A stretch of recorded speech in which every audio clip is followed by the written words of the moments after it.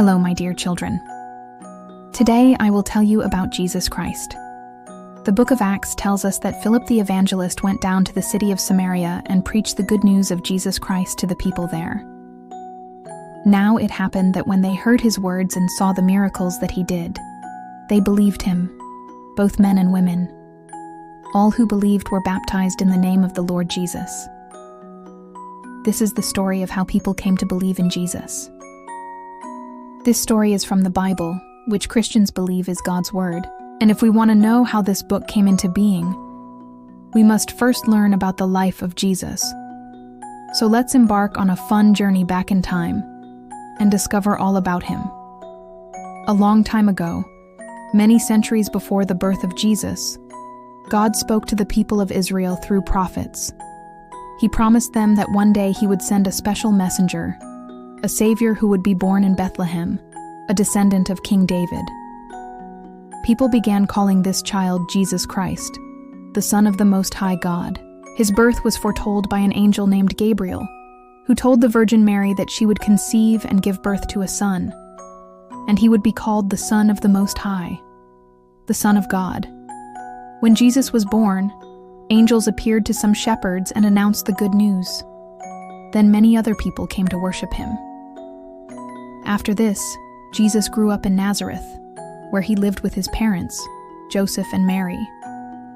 In the meantime, the Roman emperor at that time decided to conduct a census to count all the people in his empire.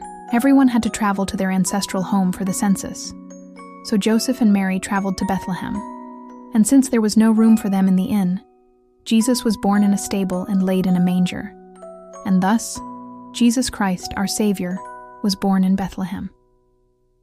After Jesus was born, wise men from the east came to worship him. They followed a star and brought gifts of gold, frankincense, and myrrh. But King Herod was afraid of losing his power, so he ordered all the male infants in Bethlehem to be killed. But Joseph was warned in a dream to take Jesus out of the city. So he took his family to Egypt and stayed there until Herod died. Later they returned to Bethlehem. Jesus was only about 30 years old when he started preaching the good news of God's kingdom. He chose 12 men to follow him and be his disciples. One day, while Jesus was praying, he saw a man named Simon, who was a tax collector. Simon was considered a sinner because he collected taxes for the Romans, who had occupied Israel. Jesus told Simon, "Follow me." So Simon left everything and became Jesus' disciple. He received a new name, Peter. Jesus also called Matthew, who was a tax collector, James, John, Andrew, Philip, Bartholomew, Thomas, James, Simon, Judas Thaddeus, and Judas Iscariot to be his disciples. Sometimes his disciples didn't understand what he was teaching them, so Jesus used stories and parables to explain God's kingdom. For example, he told them the parable of the sower. It was about a farmer who planted seeds. Some seeds fell on the path and were lost. Others fell on rocky ground and withered. Some fell among thorns and were choked. But the good seed that fell on fertile soil produced a harvest. Jesus explained that the seed was the word of God, and that people are like the soil where the seed is sown. Some people hear the word of God but don't understand it. Others believe for a while, but their faith is weak. Some are so caught up in their worldly concerns that they forget about God. But those who truly believe and obey God's word will produce a harvest of good deeds. Another time, Jesus calmed a raging storm on the Sea of Galilee. His disciples were terrified. They woke him up and asked him to help them.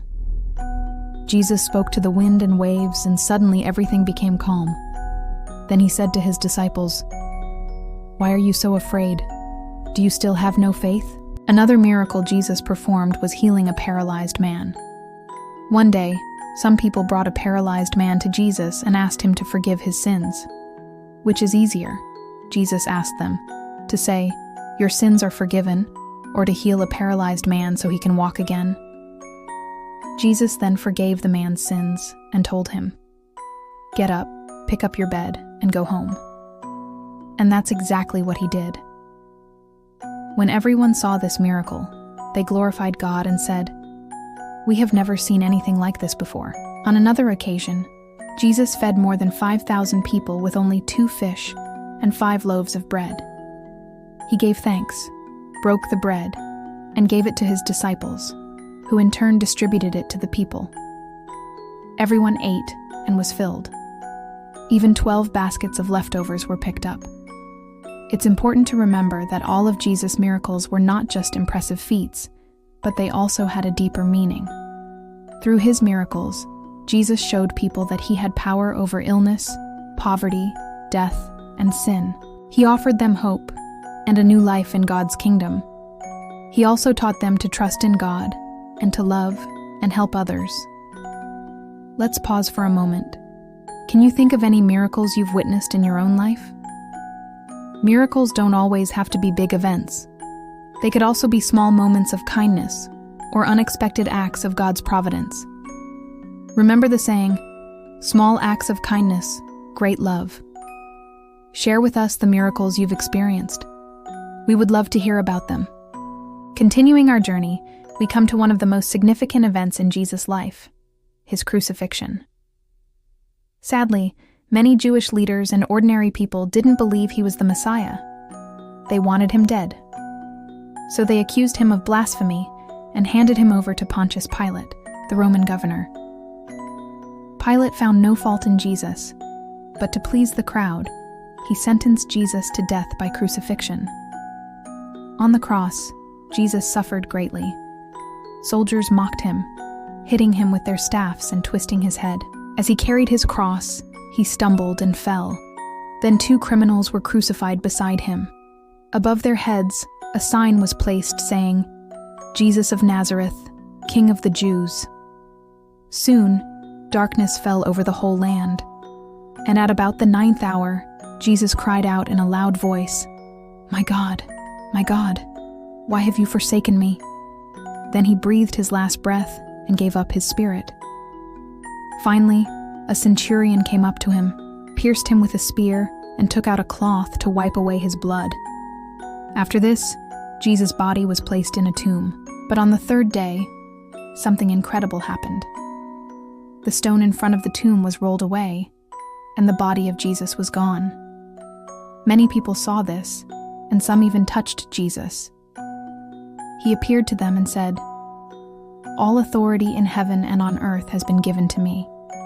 Therefore go and make disciples of all nations, baptizing them in the name of the Father, and of the Son, and of the Holy Spirit." With that, Jesus ascended into heaven and sat at God's right hand.